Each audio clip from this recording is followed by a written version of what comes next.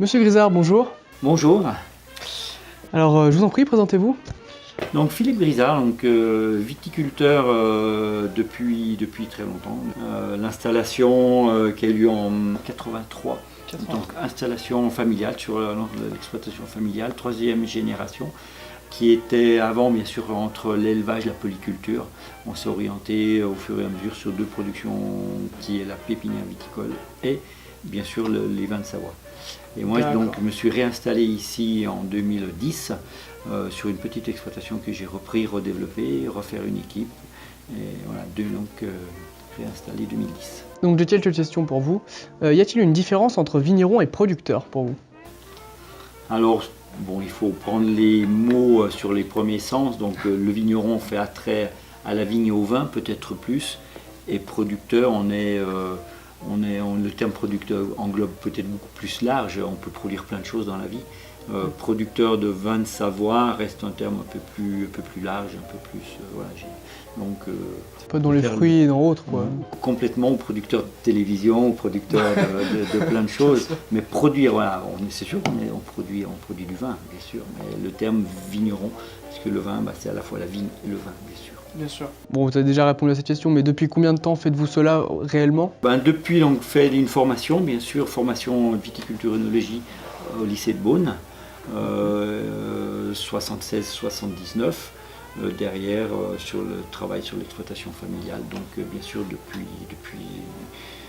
à l'issue de ces écoles, on a commencé à développer surtout dans les années 83-85, création de la GAEC, et vraiment là c'est la période de développement de la vigne en Savoie pour nous. Qu'est-ce qui vous passionne dans ce métier? Alors qu'est-ce qui nous passionne? Donc on a forcément été conditionné par l'éducation, on a toujours baigné dans une exploitation agricole, donc à la fois le côté indépendant, le côté nature bien sûr.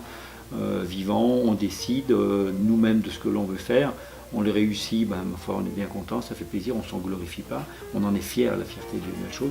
On rate, on le prend de plein fouet, on évite de le renouveler, de recommencer, et c'est ce qui nous fait progresser. En fait, dans ce métier, c'est le fait de toujours essayer de comprendre la nature, de ne pas la maîtriser, on ne peut pas la dompter, de comprendre la nature, de travailler, et si on a bien travaillé, on a un résultat et un fruit.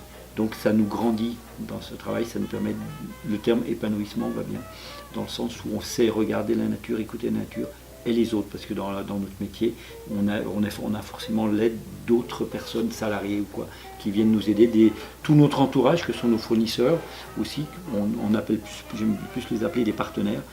Il faut savoir que c'est un petit peu cet ensemble qui nous fait une vie très riche, très dense, très rapide aussi, comme beaucoup d'autres vies, mais c'est cette densité peut-être de vie qui fait qu'aujourd'hui c'est très intéressant humainement aussi. D'accord, donc c'est vraiment un travail de groupe quand même pour donner au final le produit, voilà, le vin. Ah oui, parce qu'il y a un terme dans la profession, on dit, lui, le collègue, il a pris la courge, c'est-à-dire il a pris la grosse tête, parce qu'il a travaillé tout seul. Enfin, pour lui, il y est arrivé tout seul. Non, on n'arrive pas tout seul dans la vie. Et moi, combien de fois, heureusement, grâce à l'équipe, les personnes autour de moi, on arrive à avancer ensemble. C'est pas un métier qu'on fait, c'est plusieurs métiers de vigneron. C'est plein de métiers qui fait que dans un verre de vin, le symbole du verre de vin, il est énorme. Donc ça mérite simplicité, respect quand on arrive à des belles choses. Voilà. Et fierté, bien sûr. Bien sûr, bien sûr. Très beau. Donc du coup, quel cépage utilisez-vous en règle générale? Alors quel cépage on utilise, quel cépage on utilisait, quel cépage on réutilise aujourd'hui, quel cépage on va utiliser demain. En fait, c'est tout le temps cette continuité de comprendre d'où on vient, où on est et où on veut aller. Donc, de comprendre les erreurs qu'on a fait. Donc les erreurs qu'on a fait, forcément, c'était dans une période, dans des conditions, donc c'est en partie des erreurs. Et on a essayé de vouloir faire du vin, c'était copier les grandes régions viticoles. Copier Bordeaux, copier Bourgogne par la forme de Bordeaux par la forme de la bouteille. Les Bourgognes, les Pinots Chardonnay sont venus. Donc ouais, ok, après c'est pas simple à produire non plus. Donc après on a mis un petit peu ça de côté. On a compris avec moi essentiellement avec l'approche de la pépinière, de faire des Pinots et des Chardonnays pour partout. Et nous, de toutes les régions, voire à l'export. Et nous, on a des cépages locaux qu'on n'exploitait pas. Donc déjà interpellé quand on avait des vignerons qui nous disaient ah tiens tu peux me greffer ça, des choses inconnues, on le greffait, on leur faisait avec plaisir, puis des fois on en mettait de côté dans nos vignes quelques pieds. Donc cette biodiversité de cépages qu'on avait m'a sensibilisé sur le fait qu'on avait plein de cépages chez nous qu'on estimait mauvais cépage, qu'on laissait de côté. Quelque part, ça me perturbait. Et les quelques cépages qu'on a commencé à réhabiliter, on a vu vraiment on a été étonné du rendu.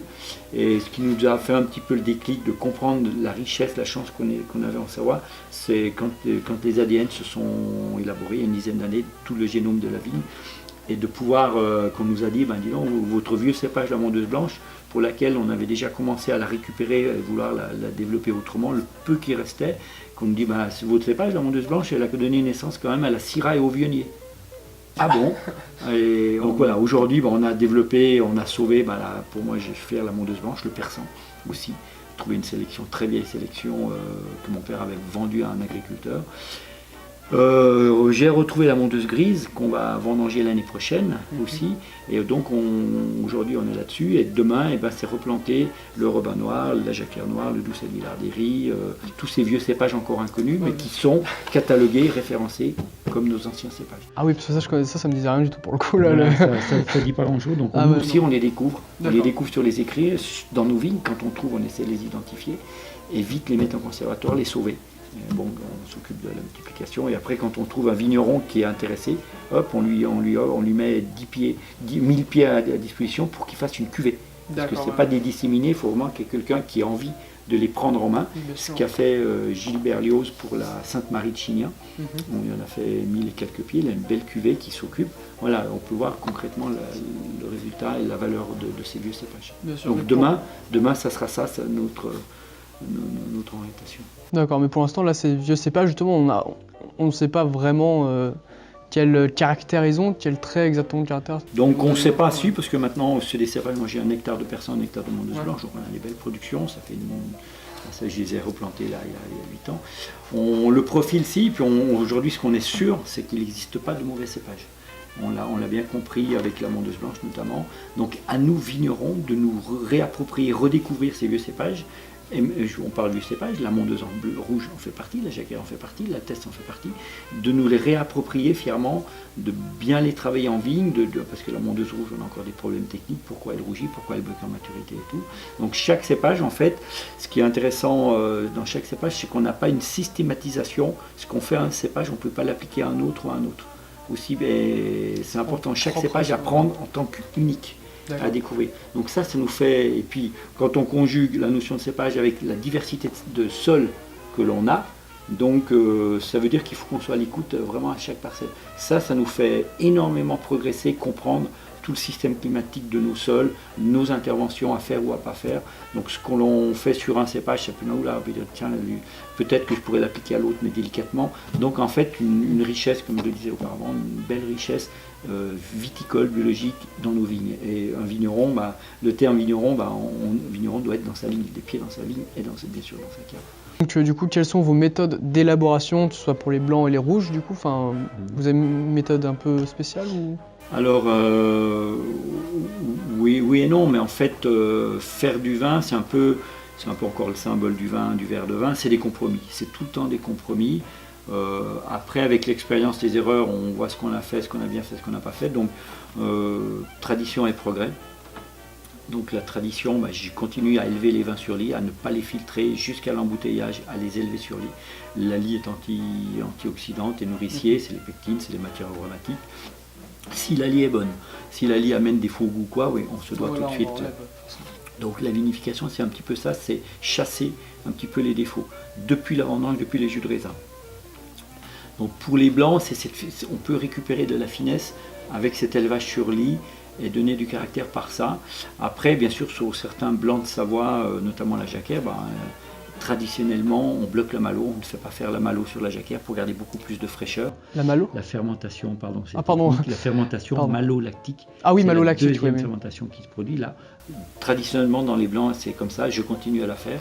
Par contre, tous les autres vins blancs, que ce soit vraiment des vins de repas et des vins avec une régularité tous les ans, là, on fait systématiquement les deux fermentations pour avoir des vins stables, pour les embouteiller, et qui puissent tenir en bouteille aussi bien élevée.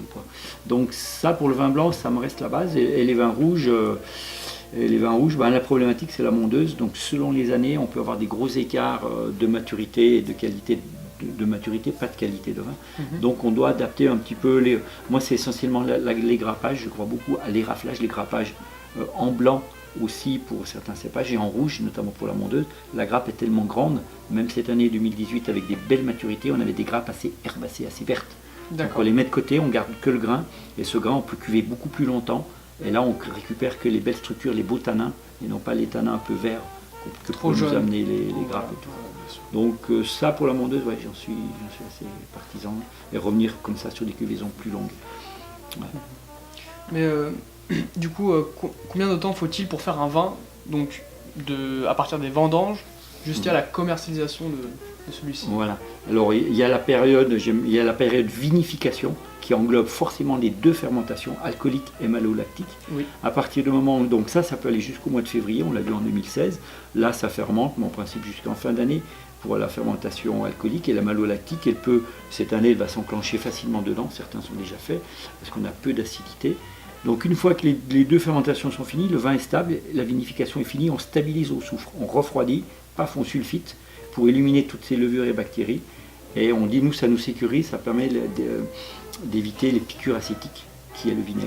Voilà. Donc après, de cette phase vinif passe la phase élevage. L'élevage, c'est le comportement du vin sur ses lits en cuve. Forcément, moi, je ne vais pas les filtrer, je les garde bien sur lit. Et je les garde au chaud jusqu'au mois de février où on fait des bâtonnages, des remontages pour donner plus de caractère, antioxydants, typer le vin, donner du caractère. Et à partir du mois de février, quand on est dans les froids, on refroidit la cave, on fait rentrer le froid. Et c'est la phase un peu plus chimique, c'est-à-dire le froid permet les combinaisons, de faire déposer les tartes sur les bords des parois et tout. Et après on laisse le froid et c'est en fait avec la remontée de température naturelle extérieure qui va passer à l'intérieur. Pour Pâques, on dit l'ancien terme, c'était il fallait que les vins aient fait leur Pâques avant de les soutirer. Donc c'est-à-dire qu'à Pâques, il y a la montée de sève, il y a les chaleurs. Si les fermentations n'étaient pas finies, elles se finissaient au printemps. Il y a une vie microbienne plein pot qui repart. Voilà, donc on laisse remonter les vins en température et on estime que les vins sont stables au mois d'avril, mai, juin. Donc on aime, moi je les embouteille, je les conditionne avant les grosses chaleurs de juillet-août. On évite surtout en juillet-août d'embouteiller. Donc on les embouteille, après ça part l'élevage. Et après on bouteille, encore une phase d'élevage en fonction des vins, parce que c'est très important l'élevage en grand volume et l'élevage en petit volume. Donc quand on les met en bouteille, la courbe d'oxydoréduction, la qualité monte encore. Donc l'optimum du vin après en bouteille. Alors pour la commercialisation derrière, ça peut aller assez rapidement sur des vins jeunes, frais. J'embouteille, malgré ça c'est la grosse partie de la cave qu'on fait comme ça. Sinon on peut embouteiller faute de manque de vin pour notre saison d'hiver où il faut fournir l'altitude. Il y a des jacquères ou des rouges qui se prêtent certaines cuvées très bien sur des arômes primaires, sur des arômes secondaires très jeunes pour être embouteillés et commercialisés derrière. Donc là on fait très attention aux filtrations, là on laisse pas les vins et là on fait des petits lots d'embouteillage et on embouteille au fur et à mesure. Donc généralement quel est le style typique d'un vin de Savoie? Alors ça c'est une bonne question parce que dans les commissions de dégustation, surtout pour nous les vins de Savoie, pour les agréments notamment, après on parlait de typicité de vin. Alors la typicité du vin, pour quels que soient les vignerons, on n'a pas la même approche. Donc du coup la question, il la pose plus comme ça. Mais vous avez un bon vin, lequel de ces vins que vous allez goûter, vous aimeriez conseiller à un ami comme bel exemple des vins de Savoie. Oui. Donc on change un peu parce que c'est une appréciation personnelle qu'on apporte dessus. Donc la typicité du vin, c'est un petit peu piège entre quelqu'un qui voudrait retrouver des mondeuses très tanniques, comme on entend encore demander des gens, on n'a pas les mondeuses d'avant, typiques ou quoi. Je dis, ah oui, celles que même les Savoyards n'arrivaient plus à boire. Donc voilà, donc la typicité du vin, pour les vins de Savoie blancs secs, c'est la fraîcheur, la minéralité, le petit perlant, ça c'est évident. Pour l'altesse, c'est la complexité sur des notes un petit peu mielées. Ça. Sur la mondeuse, c'est ces épices, ces poivres qui en premier nez explosent, avec une belle fraîcheur derrière. Voilà, un petit peu les typicités principaux de nos grands cépages savoyards. Et donc, quels accords conseillez-vous avec vos vins, en règle générale? Alors, ça c'est un petit peu compliqué parce que moi je suis vigneron et là on part dans ce qu'on appelle la sommellerie, donc l'art d'associer les plats et les vins.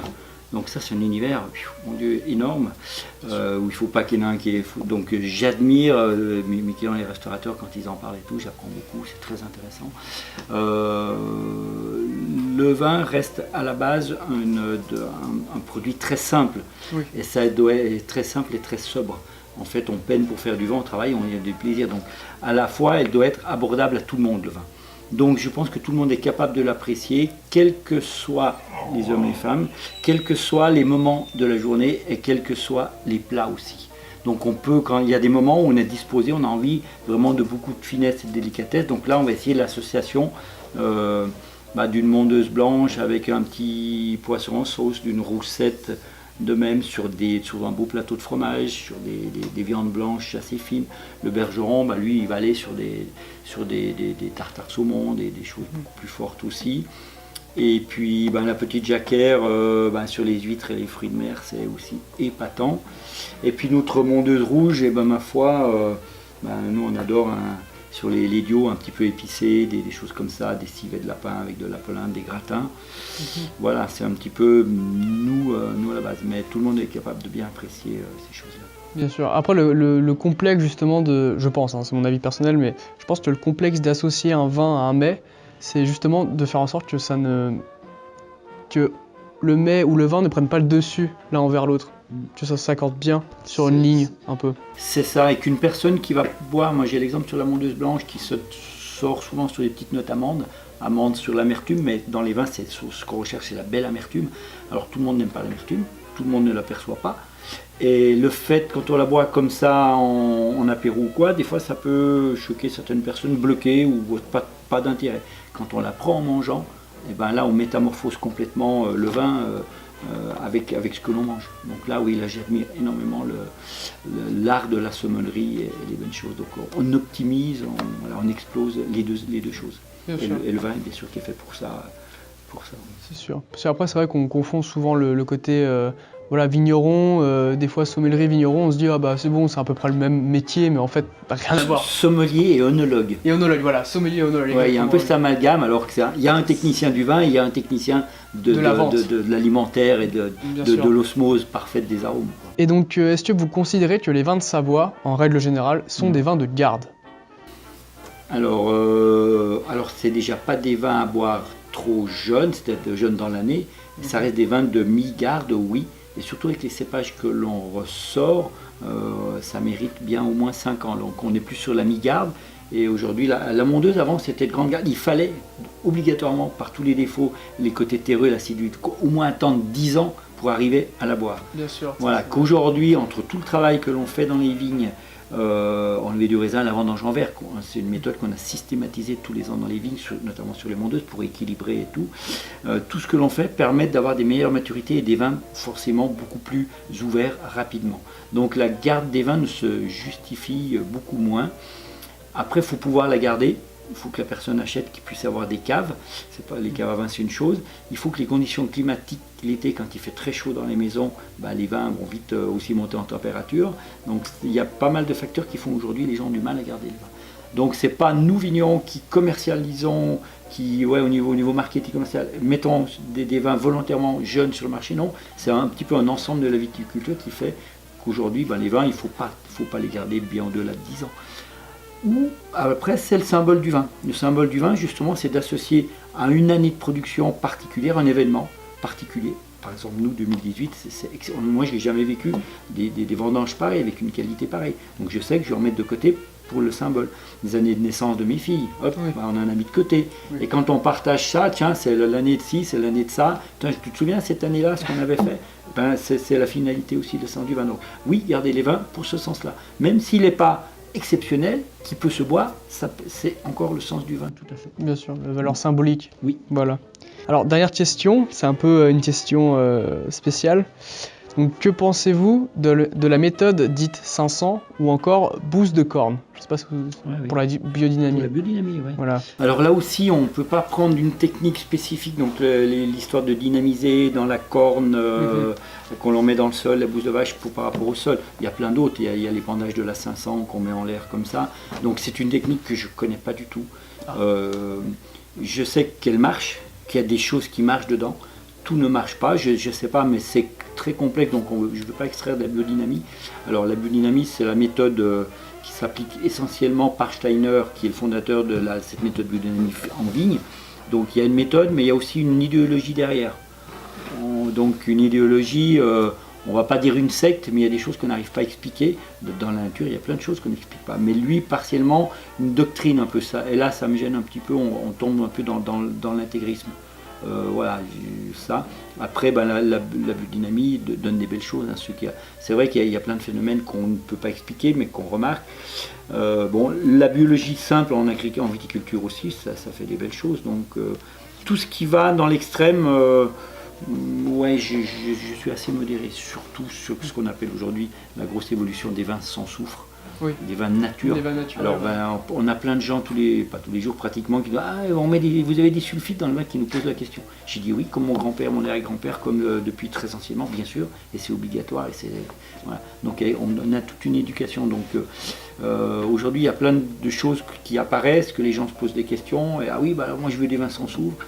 Alors, attendez, voilà, donc on doit toute une éducation, toute une formation, et on n'a rien à cacher. Celui qui cache quelque chose, c'est qu'il a quelque chose à se reprocher. Donc on doit recevoir les gens, les clients, leur expliquer avec plaisir, volontairement, pas contraint, et de ce fait démystifier tout ce qui va autour du vin. Parce qu'autour du vin, il y a vraiment eu trop de blabla, trop de flafla, qui fait que la marginalité, l'excentricité, ça ne va pas au bénéfice du vin. Ça va à l'opposé du vin. Le vin, c'est simple, c'est la nature.